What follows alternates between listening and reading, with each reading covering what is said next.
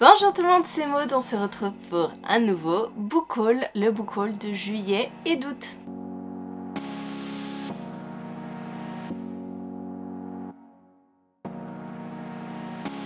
Je n'ai pas spécialement eu envie de faire un no-buy pendant cet été, j'en ai vu beaucoup le faire.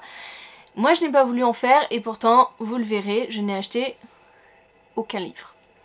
Alors je vous dis ça, nous sommes le 24 août et en fait j'ai passé une commande aujourd'hui. Donc je ne vais pas vous présenter les livres que j'ai commandés puisqu'ils ne sont pas arrivés. Mais au mois de septembre, vous risquez d'avoir un petit peu plus de livres que là. J'en ai quand même pas mal à vous présenter puisque j'ai reçu pas mal de services presse, en particulier pour la rentrée littéraire de septembre. Même si je ne lis pas de littérature blanche, j'ai pas forcément de rentrée littéraire prévue. Mais vous allez voir, il y en a quand même pas mal. On va commencer tout de suite. Hop, premier livre que je pioche, il s'agit de Robustia de Betty Piccioli, paru chez Scrinéo. C'est dans le même univers que Chromatopia. Alors, on est censé pouvoir le lire à part, sauf que je suis en train de le lire et on retrouve quand même un personnage de Chromatopia. Et il y a quand même pas mal d'interactions entre Chromatopia et Robustia. Donc, je ne l'ai pas fini, mais de mon expérience, si on n'a pas lu Chromatopia, je pense que ça se lit. Mais vous allez quand même perdre au change puisque vous n'allez pas comprendre ce qui s'est passé avant à Chromatopia. Donc, pour l'instant, je passe un très bon moment. Je l'ai attaqué hier soir et là, aujourd'hui, j'ai dû me bouffer 150 pages. Je vais le continuer. J'aimerais même le finir, vous imaginez. J'aurais lu cette grosse bricasse de 400 pages en presque une journée. J'aimerais bien. De Scrinéo, oui, Scrinéo m'a beaucoup envoyé de livres pendant cet été.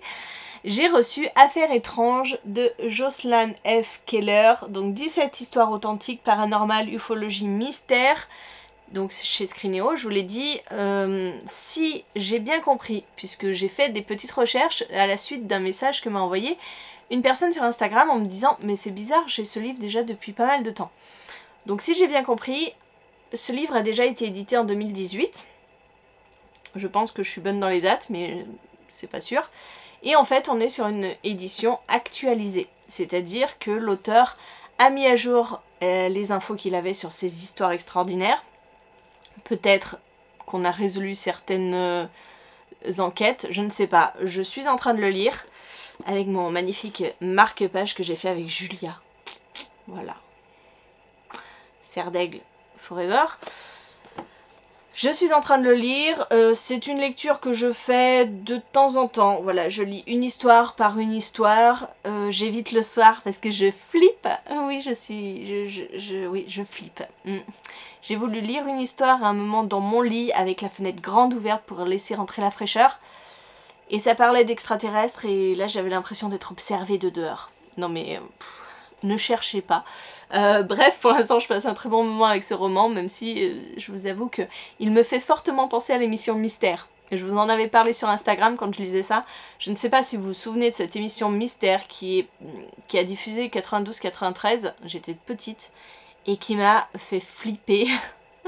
je faisais des cauchemars à cause de Mystère, voilà, des affaires paranormales, et ben ça me rappelle franchement cette émission, et... il faut que je continue à lire petit à petit ces histoires extraordinaires. On va faire tout Scrinéo, comme ça. J'ai reçu Plume et l'ombre du dragon d'Agnès Marot. Et c'était trop chouette. Vous l'avez vu lors d'un week-end à 1000. Je vous en ai parlé. J'ai adoré cette lecture. On est avec Plume, une jeune fille, une orpheline qui a vu sa maman partir. On ne sait pas trop ce qui s'est passé pour elle. Et Plume, elle collectionne les ombres. C'est une piratesse. Elle va...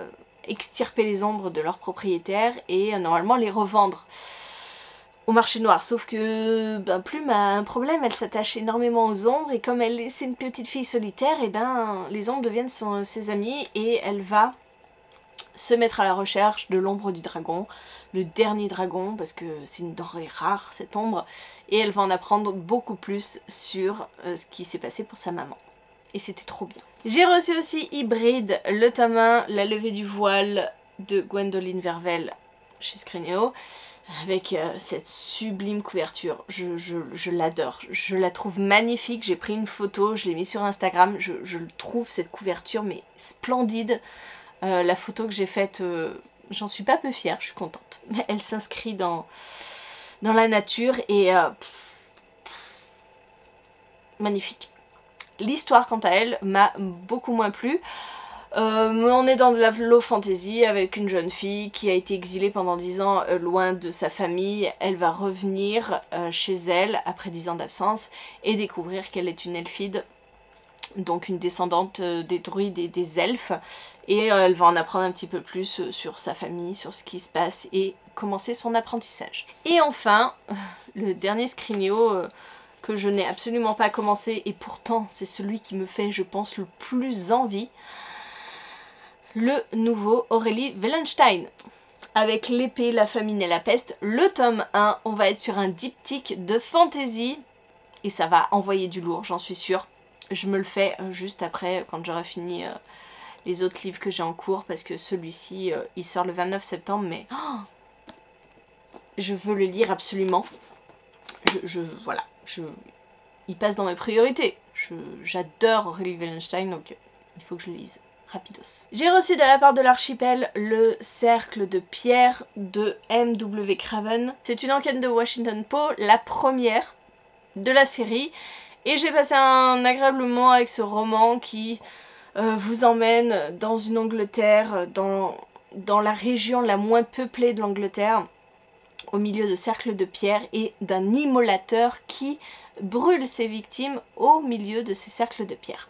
Et enfin, un dernier service presse, le dernier Lion d'Albâtre de Dana B. Chalice, paru chez Gulfstream dans la collection Électrogène, qui a été une superbe lecture de fantasy, une fresque de fantasy orientale, égyptienne, on pourrait même dire, avec de la magie, des complots politiques, une armée sanguinaire qui va tout dévaster sur son passage, et on cherche une solution, et pour cela on va essayer de retrouver le dernier lion d'Albâtre qui pourrait sauver tout le monde. Et pour cela, on va faire appel à une jeune voleuse de 17 ans, une ancienne esclave qui s'est affranchie pour déjouer le désert et trouver ce dernier lion d'Albâtre. Les autres livres que je vous présente, il s'agit d'Emprunt Bibliothèque. J'ai emprunté The Wicked Deep, La Malédiction des Swan Sisters de Shea Hershaw. Chez Rajo, j'ai passé un très bon moment avec ce roman. Je trouve qu'il est parfait pour la saison d'Halloween, avec une malédiction de 3 jeunes femmes qui ont été tuées, qui ont été noyées 200 ans plus tôt parce qu'on les pensait sorcières et qui chaque année prennent leur revanche, reviennent à la vie en prenant possession de jeunes filles et en noyant des hommes. Non mais c'était cool. Bon, il y avait des choses très prévisibles, mais c'était cool. Mais très romance, voilà. Je préfère vous prévenir, mais bon, si vous avez vu mon point lecture ou si vous allez voir mon point lecture, non, vous avez dû le voir. Voilà, je vous en dis un peu plus. J'ai aussi emprunté, c'est pas du tout la période, mais quand j'ai vu, je me suis dit, il va pas rester libre très longtemps. Jack et la grande aventure du cochon de Noël de J.K. Rowling, paru chez Gallimard Jeunesse. J'étais tentée, c'est J.K. Rowling, je voulais lire son roman. Alors je n'ai lu pour l'instant qu'un chapitre avec Julia. On a fait connaissance avec le cochon. Mais je peux pas vous en dire plus pour l'instant et je ne sais pas si je vais réussir à lire ce livre avec Julia parce que son attention est toujours un petit peu accaparée par autre chose et il est gros. Il est gros pour être lu à haute voix. On verra si Julia veut tenter l'expérience ou si elle me lâche. Je les ai présentés sur Instagram, mais bon, je vous les montre. Je me suis pris Ce n'est pas toi que j'attendais de Fabien Toulmé aux éditions Delcourt. Voilà, ce roman graphique qui parle de la petite fille qui a une trisomie 21, il me semble. Je ne veux pas vous dire de bêtises, je ne l'ai pas lu encore. Et la petite fille s'appelle Julia.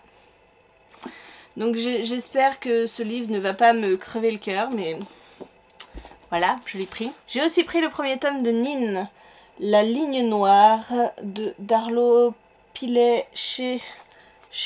À chaque fois, ils mettent les étiquettes de la bibliothèque sur l'éditeur. Donc c'est chez Kenes.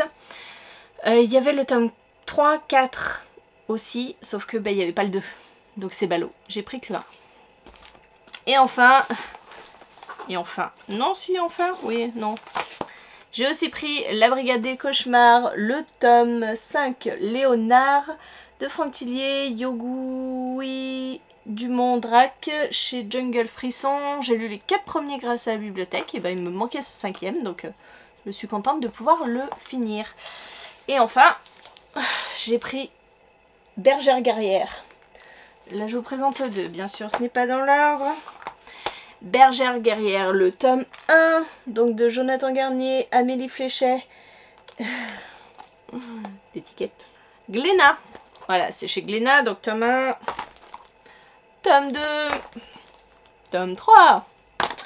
Voilà, donc ça c'est pour les emprunts bibliothèque. Et je vous parle enfin de 3 derniers livres qu'on m'a prêtés. J'ai prêté pas mal de livres à Adeline, et elle m'en a prêté 3.